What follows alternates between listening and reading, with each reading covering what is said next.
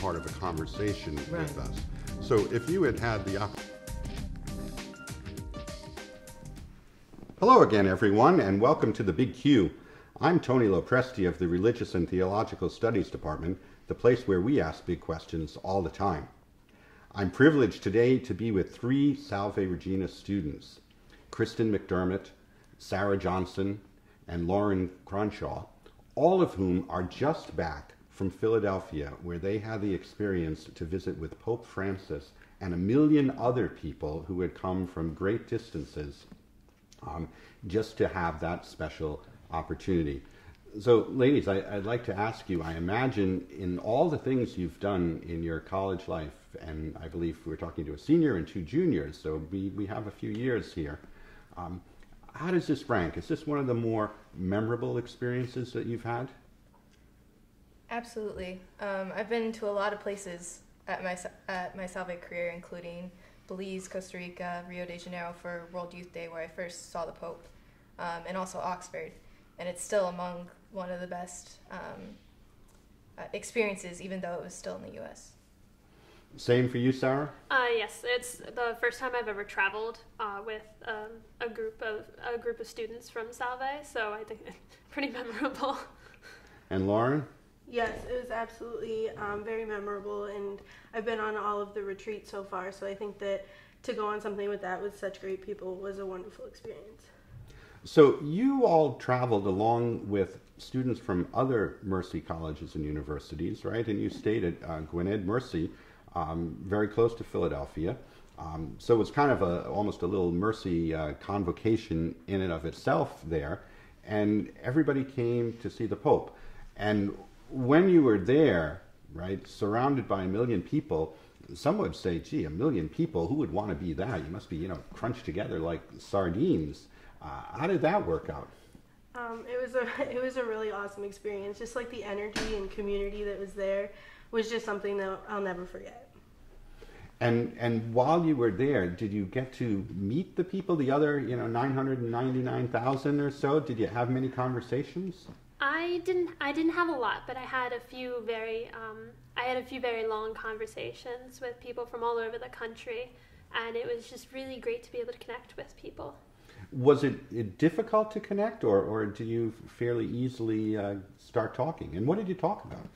So I had a lady standing next to me, and I said, "So did you travel far?" And she said, "Oh, well, I'm from," I think she said she was from somewhere in New England. And I said, "Oh, that's cool. I'm here from Rhode Island. I'm originally from Maryland." And then we just started talking, and we talked for a couple hours. I mean, we were just standing there for hours. It seems to me that the whole communal experience of being with so many other people is an important part of what you're doing. There's almost like a power that comes in numbers. So would that be correct, Kristen? Absolutely. You see, there's a million people, a million tourists coming into the city. And then there's floods of policemen, army people, and just for our safety there. And you see in their faces the change. At first, if we're first walking down and they're kind of like, oh, there's just a giant crowd, and then we'd be like, hey, thank you so much for your service, and they're like, oh, yeah, you're welcome, have a good day.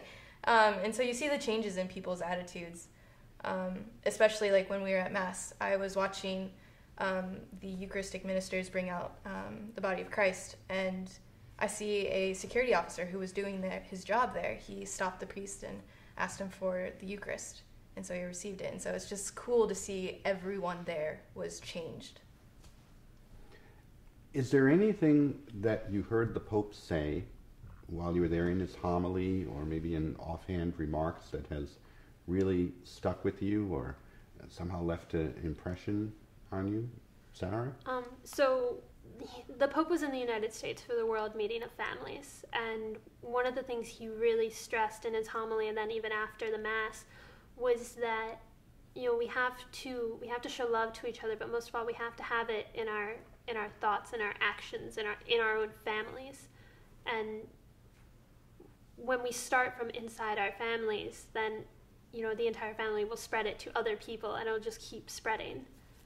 So it's sort of like, it starts there in the family unit, sometimes known as the domestic church, even the family, and then it sort of spreads beyond out to the world. Yeah. Did you take away a similar sense? I did. I also, the thing that I really took away was after like all of his talks, he always ended with, "And pray a little for me." And it just he's so humble, and it's just a really great thing to see, and it's really cool that he ends with that. Yeah, it is such an admission that, without the grace of God, without your prayers, my ability to do anything in the world is really limited. And in a sense, that kind of puts him on the same level as the rest of us, right? Because, don't we all need as much help as we can get? Yeah. I'm wondering, when time has passed, weeks or months from now, and this experience is not as fresh in your memory as it is today, what do you think the lasting impact is going to be? How is this going to, affect you, or what will you remember or take to heart, or how is it going to change your life?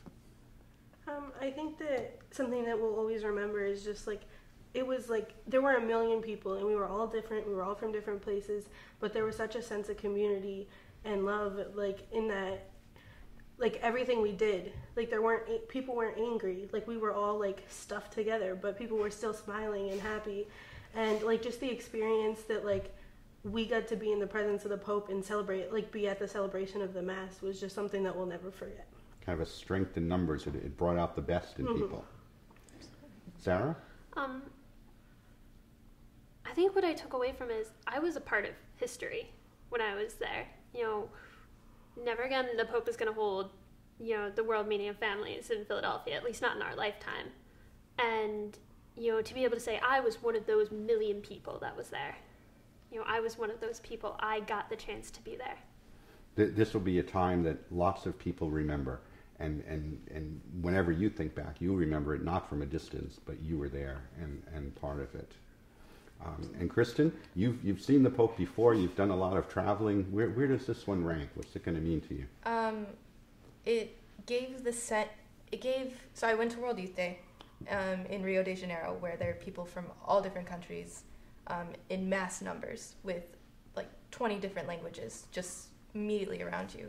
And so you really got the idea of a community, but you got that same sense here. Even if we were speaking the same language, we still knew that we were strangers to the person next to us. So the number one thing I got from this weekend, or from the weekend in Philadelphia, was that sense of community, that we are all looking to find God, and that's through our faith. But the other thing I learned was from his message that was universal in all the addresses that he made to Congress, the Independence Hall, and even at Mass, was that universal idea of start small, love in the small steps, and then you can move to, that can solve issues all the way to the environmental change or climate change. You can care, if you care for the person right next to you, you're going to care for the environment. And it's same with racism and women's rights, things like that. So even when we're dealing with big issues and big questions, start small and you can do great things. Absolutely, yes. Thank you all very, very much for sharing your memories of the trip. It sounds like it's something you will carry with you to the grave, and it's such a wonderful experience. And I hope you can share it with your classmates and the rest of the Salve community, because it's certainly an impactful kind of experience.